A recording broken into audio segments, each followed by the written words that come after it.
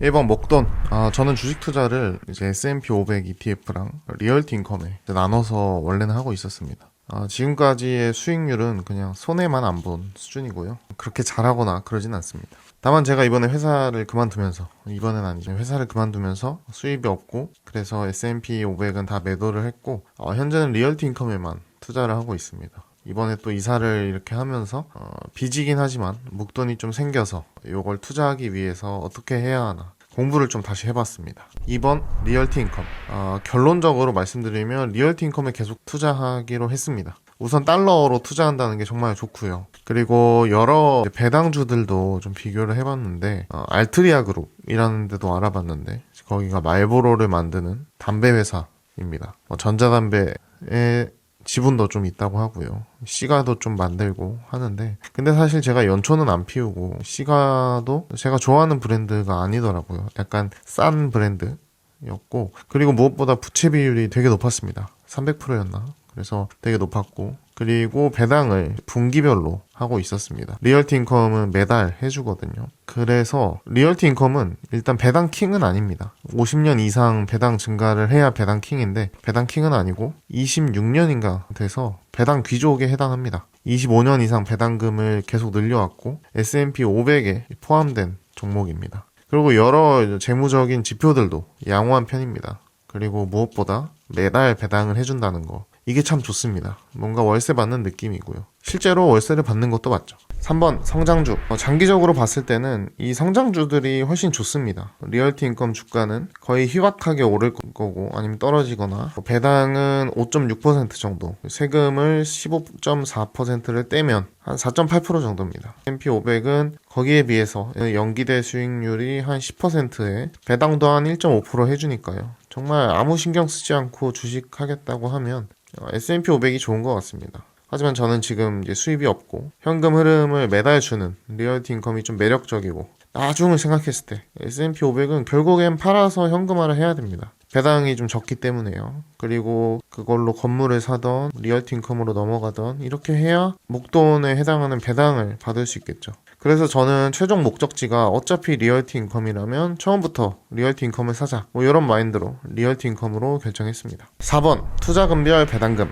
여기서부터는 행복회로입니다. 여러분들도 한번 상상해 보시면서 같이 봐보시죠. 우리가 1억을 투자하면 리얼티 인컴에 월 배당금을 세후 40만 원을 받습니다. 3억이면은 매달 120을 받을 수 있고요. 근데 이게 연 2천만 원, 월 166만 원까지는 배당 소득세를 15.4%만 내면 됩니다. 그 이후에는 이게 종합소득세로 넘어가서 내 연봉이랑 합쳐져서 세금을 떼게 되는데요.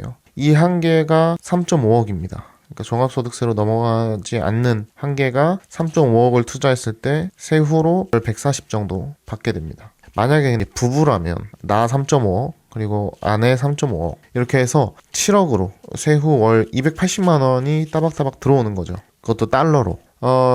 만약에 이제 이걸 넘어서서 종합소득세율로 바뀌게 되면 6%, 15%, 24, 35, 38 이렇게 최대 45%까지 올라갑니다. 그래서 그걸 고려해서 만약에 리얼티 인컴에 10억을 투자했다면 약 437만 원, 매달 437만 원이 들어오는 거고요. 20억이면 월 800만 원이 들어옵니다. 수익이 없을 때의 기준이고요. 부부라면 남편이 11억 5천 그리고 아내가 11억 5천 이렇게 해서 월 500씩 월 1000만 원을 받을 수 있습니다. 그래서 아무것도 안 하고 월 1000만 원을 받으려면 리얼티 인컴에 부부 합산 23억을 넣으면 되겠죠. 그래프는 이렇게 됩니다. 다만 소득이 없을 때를 기준으로 했기 때문에 여기에 종합소득세가 6%인 구간일 때 배당이 좀 크게 상승을 합니다. 5번 알 낳는 닭. 이거는 약간 알 낳는 닭을 키우는 것 같죠. 그래서 제 중간 목표는 부부 기준 약 7억을 모으는 겁니다. 저 3.5, 아내 3.5억. 그러면 이제 7억으로 세후 280만 원이 들어올 수 있겠죠.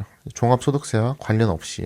이렇게 되면 요 7억은 그냥 여기에 계속 묻어두고 계속 임대료 받듯이 평생 받을 수 있는 겁니다. 이렇게 저는 7억짜리 물탱크에 물을 붓듯이 계속 적립식으로 돈을 넣어보려고 합니다. 상상만 해도 참 든든하죠. 6번 각자의 스타일. 이거는 근데 오롯이 저만의 투자 스타일입니다. 저는 채권보다는 수익률이 좀 높았으면 좋겠고 성장형보다는 좀 안정적인 결과적으로 사게 될 그런 배당주를 선호하고요. 그리고 건물을 사서 관리하고 임대 주고 그거 오르면 또 팔고 뭐 이런 걸 좀 어려워하거든요.